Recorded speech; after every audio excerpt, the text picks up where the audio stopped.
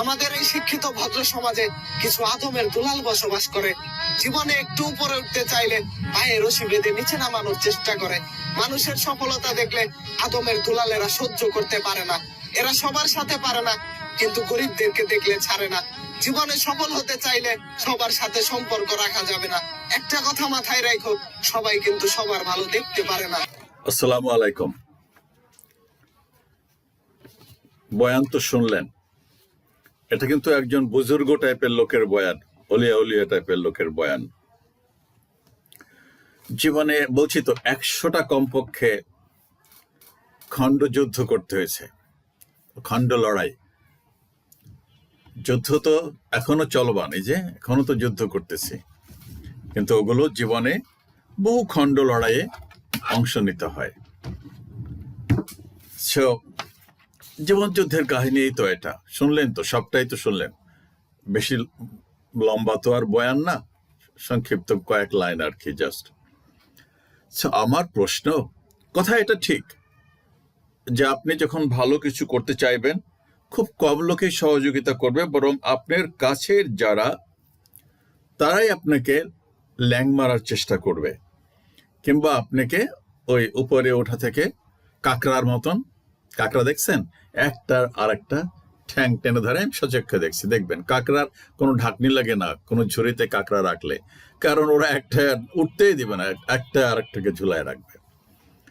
এটা ঠিক যে মানুষ পরশ্রী কাতর যারা, তারা অন্যকে উপরে উঠতে দিতে চায় না, কিন্তু সেটা ধনী আর গরিবের মধ্যে কোনো পার্থক্য নাই, সেটা উঁচু নিচু সব শ্রেণীর মানুষের মধ্যে আছে।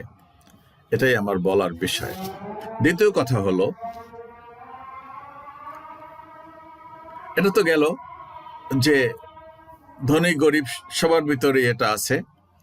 সবচেয়ে বড় কথা হলো, আপনি যদি সামনের দিকে বাড়তে চান, আপনার ভিতরে যদি প্রতিভাই থাকে, আপনার ভিতরে যদি স্পৃহা থাকে, ইচ্ছা থাকে, উদ্যম থাকে, বিদ্যা বুদ্ধি থাকে, মগজ থাকে, পৃথিবীতে কেউ কাউকে দাবায় রাখতে পারে? আছে এরকম কোন নজির? হয়তো সেটা দাবায় রাখে, প্রকাশ পায় না, কিন্তু বেশিরভাগ ক্ষেত্রেই মানুষ যখন সফল হয়, তখন ওই পিছনের বাধাটা আসলে আর সামনে আসে না, মানুষ জানেও না, আর ওটা কেউ বলেও না, বলার অপেক্ষাও রাখে না, এটা বলার বিষয় নয়। আমি যে কতটা চড়াই উতরাই পার হয়ে আজকে এই যে আপনাদের সামনে কথা বলতেছি, আপনারা কি জানেন? এই যে ইউটিউবে কথা বলতেছি, এখানে আমি কত চেষ্টা করছি, বলছি তো 2014-15 সাল থেকে আমার ইচ্ছা ছিল একটা চ্যানেল থাকবে, একটা ইউটিউবে কিছু কথা বলবো আর কি। আলহামদুলিল্লাহ বলতেছি তো। তো আমাকে পিছনে কে কি ভাবছে, আমার ঘরেই তো আমাকে খুব একটা সহযোগিতা করেন, আসলে বুঝতে পারে না, সেটা আউট অফ ইগনোরেন্স আর কি, জাস্ট যে আমি কি বলি কি না বলি বা কিছু, যাই হোক, এটা সবার তো বুঝে আর একরকম না, কিন্তু আমি তো সেজন্য থেমে থাকি নাই, কখনোই না, প্রশ্নই ওঠে না। আমি বলতেছি আপনাকে, আমি জীবনের খেলা বলেন, সব ধরনের স্পোর্টস খেলায় অংশগ্রহণ করেছি। কতটা পারছি, ভালো হতে পারি না, সফল হই নাই, ওইদিকে তো আমি যাই নাই আসলে। হকি ভালো খেলতাম, ব্যাডমিন্টন, ক্রিকেটও মোটামুটি খেলতাম, ভলিবল খেলতে খুব ভাল লাগতো, হাডুডু তো আমাদের স্থানীয় খেলা, দাঁড়িয়াবান্ধা খেলায় চারা মারা, এক্কা দোক্কা, এগুলো তো আছেই, বাট ওইগুলোই ভালো ছিল আর কি। আমার ইয়েতে ওয়াটার পোলো খেলছি, বাট খেলছি, সবগুলোতে অংশগ্রহণ করছে। হার জিতের তো কোনো বিষয় না, ভালো হওয়া মন্দ হওয়া তো বিষয় না, আমার একটা ব্যায়াম দরকার, আমার খেলাধুলা দরকার, সব কিছু। তো আমার পিছের লোকে কিছু বলে আমি কেমন খেলি না, কতটা অপদার্থ কিংবা পদার্থ, কতটা ভালো কি মন্দ, আমার এগুলো চিন্তা করার সময় আছে? এই যে আমি ভিডিও করি, বলছি তো আমার 1 জন 2 জন 3 জন দেখলেই তো আমার জন্য যথেষ্ট, আমি তো আমার মতন করে কথা বলতেছি। এটা পিছে যারা কিছু করতে চায়, তাদের এই পাছে লোকে কিছু বলে, এটা ভাবার সময় থাকে? এই লোকটা যে কথাগুলো বলছে, বগর বগর বগর বগর করতে আছে, মানুষকে নিরুৎসাহিত করা, মানুষকে শুধু শুধু নেগেটিভ কথা বলা, এটা তো ঠিক না। আর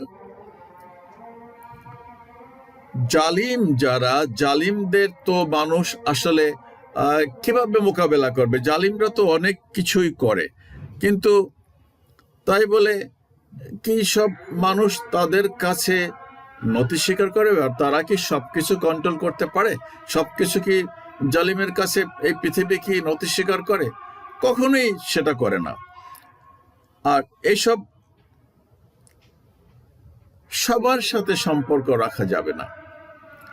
আমার কি দরকার আছে সবার সাথে সম্পর্ক রাখার?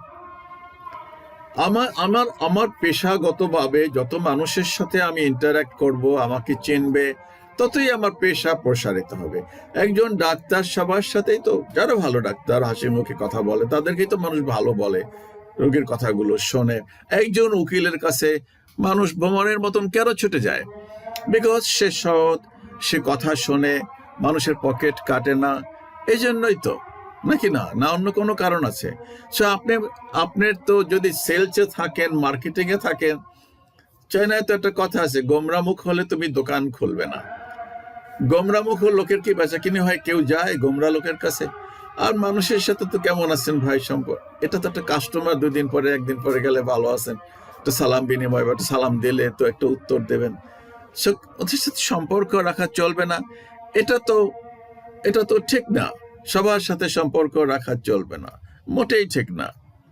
একটা কথা মাথায় রাখলে, সবাই কিন্তু সবার ভালো দেখতে পারে না।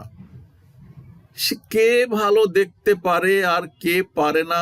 যারা মহামানব হয়, যারা বিশাল কিছু করে বা নেতৃত্ব দেয় কোনো জাতিকে, যারা উদার মনের, আমি সংকীর্ণ বলতেছি না, তারা বিরোধী দলকে কি, তার বিরোধী নেতাকে ইয়ে করে দেয়, নিশ্চিহ্ন করে দেয়। এবং এমন বহু সেনাপতি আছে যারা যুদ্ধ করছে, রাজা আছে যুদ্ধ করছে, পরাজিত হয়েছে, বন্দী হয়েছে, জিজ্ঞেস করছে তুমি আমার কাছ থেকে কিরকম আচরণ আশা করো? উত্তর দিয়েছে একজন রাজার মতন আচরণ আশা করি, ছেড়ে দিছে। ফলাফল কি হয়েছে? বশ্যতা মেনে নিছে। আবার তাকে একজন শাসক নিয়োগ করে দিছে। বাবা, কিছু মগজ তো খাটাতে হয়। সবচেয়ে বড় কথা আমি লাস্টে বলবো, আমাদের বিশ্বনবী মুহাম্মদ সাল্লাল্লাহু আলাইহি সাল্লাম, তার জন্য যারা জীবনের হুমকি ছিল, তার আপন চাচার কলিজা বের করে খেয়েছে, নাক কান কেটে নিছে, তাদেরকেও উনি ক্ষমা করেছেন। এবং তারাই আবার ওনার জন্য, ওনার ইসলামের জন্য জিহাদের ময়দানে জীবন বাজি রেখে যুদ্ধ করছে। আর বলতে গেলে তো নবীজির বিরুদ্ধে ছিল গোটা পৃথিবী। উনি যেদিন ঘোষণা করলেন যে আমার এই এই ঘটনা ঘটছে, আমার কাছে একজন লোক আসছে, সে আমাকে এই বলছে, ওই উহুদ পাহাড়ের উপরে উনি কাঁপতেছিলেন। সে বিবি খাদিজাই তো প্রথম ইসলাম গ্রহণ করছে, একজন মানুষ, আর কেউ করছে? তো গোটা পৃথিবী তো ওনার বিরুদ্ধে ছিল। যদি উনি ওই কথা ওই দিনেই প্রকাশ্যভাবে মক্কা শরীফে বলতেন, তো ওনাকে তো ওই দিনে মেরে ফেলতো, পাথর মাইরা মানুষে। তো একমাত্র মহামানব যিনি একটা পৃথিবীকে বদলে দিয়েছিলেন, আপনি এখানে বসে এই বগর বগর বগর বগর করতেছেন। একজন বুজুর্গ মানুষ, তার তো জানা উচিত ছিল। তো উল্টাটা ঠিক, এই কথাগুলো ঠিক উল্টা কথা ওনার বলা উচিত ছিল, যে আপনার পিছনে কে কি বললো না বললো এটা চিন্তা করার আপনি কোনো দরকার নাই। সোলং আপনি মনে করবেন যে আমি সত্যের পথে আছি, আমি সোজা পথে আছি, আপনি আপনার কাজ করে যান। সফলতা ব্যর্থতা দেওয়ার মালিক আল্লাহ তাআলা। জনগণ ভালোবাসবে কি বাসবে না সেটা আপনার কাজের উপরে নির্ভর করে। আপনার সততা, আপনার নিষ্ঠা, আপনার মানুষের প্রতি দরদ, ভালোবাসা, ভক্তি, শ্রদ্ধা, টান, মায়া, মহব্বত ইত্যাদি ইত্যাদি, আপনার কমিটমেন্ট, আপনার ম্যানার, আপনার এটিকেট, দিস আর অল পুঁজি।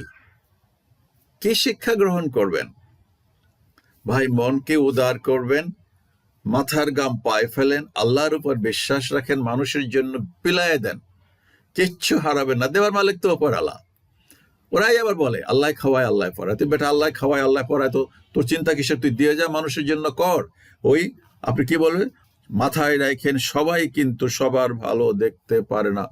আমার ভালো দেখতে পারলো আর না পারলো কে? আমার কি এটা গণনা করার, এটা হিসাব রাখার সময় আছে? রাখবেন না। এগুলো রাখবেন না। আমি আশা করি আপনারা প্রত্যেকে আপনাদের জীবনের সামনে এগিয়ে যাবেন, একদিন আমার কথা স্মরণ করবেন। ওকে, আল্লাহ হাফেজ, আসসালামু আলাইকুম।